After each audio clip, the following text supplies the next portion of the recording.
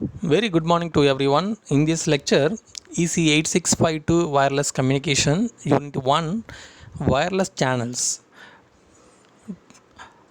In the previous classes, we are discussed the feeding, that is the types of feeding, small scale feeding and also the large scale feeding. What are the different category of small scale feeding and also the large scale feeding, and what are the difference comparison of the two scaling feeding. Now, today we are going to discuss the parameters of mobile multipath channels. It is an important study the parameters of mobile multipath channels, and the same of some of the parameters are extracted from the power delay profile of multipath channels. These are some techniques available to measure the power delay profile. It is represented as a plot as related received power values, which is a function of excess time delay with respect to a reference of fixed time delay. So the small scale power delay profile can be determined by finding power delay, that is a power delay profile, which is calculated by averaging the power delay profile environmental, that is a power delay profile measurements over a local area. Then it is also the small scale sampling will avoid large scale averaging bias observed in various small scale statistics. Many instantaneous samples which are very close to each other are measured and plotted as graph below, and this graph is example of our outdoor measurement, that is a outdoor measurement status. So how to the outdoor measurement status will be estimated? We can draw the graphical representation of excess delay time period in microseconds, and also the received signal level in decimal points. Okay, we can analyze the multipath propagation signal variations. Some of the important parameters. What are the important parameters of mobile multipath channels? There are three different categories. Number 1, time dispersion. Number 2, concurrent bandwidth. Number 3, Doppler spread and concurrent time. Now the time dispersions, we can move to the time dispersions.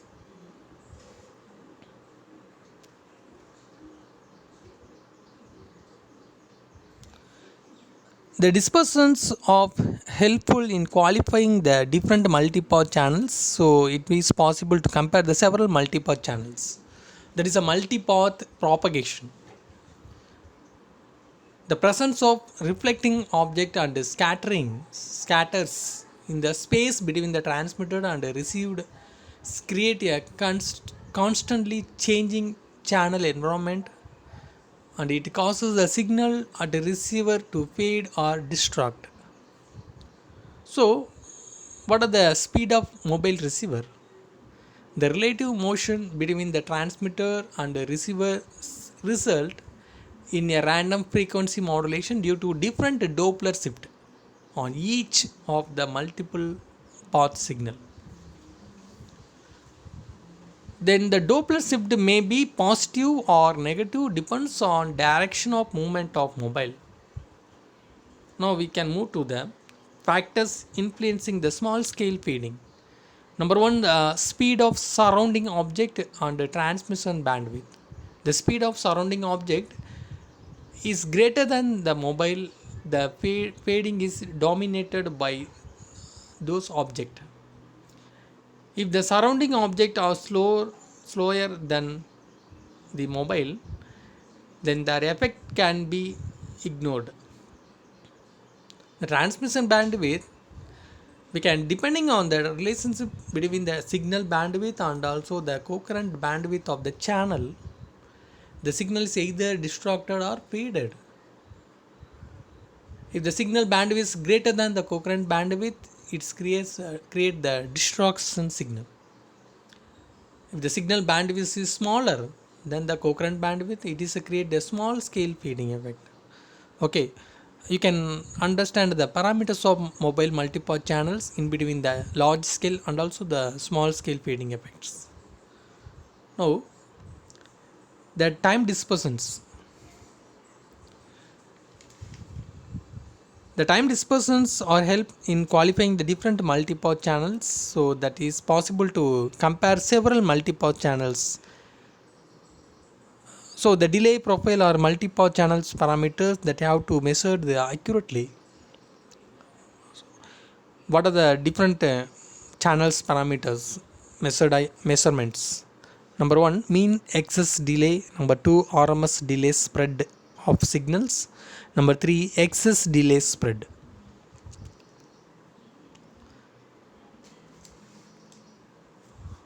Now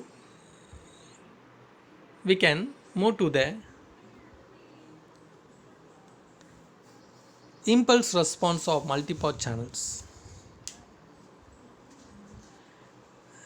The impulse response at any distance d equal to Vt, the received signal is the combination of different signals combining with a different propagation delay depending on the distance between the transmitter and the receiver.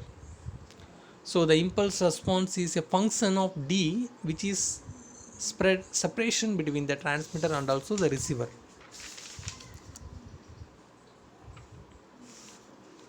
Now we can move to the impulse response of multipath channels. The small scale variations of mobile radio signal can be directly related to the impulse response of the mobile radio channels.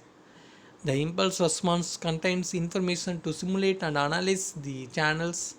The mobile radio channels can be modulated as a linear filter with a time varying impulse response. In this case of multi-reception, the length and attenuation of various paths will change with time. Therefore, the channel is time varying. The time variation is strictly due to the receiver movement, that is d equal to d divided by v.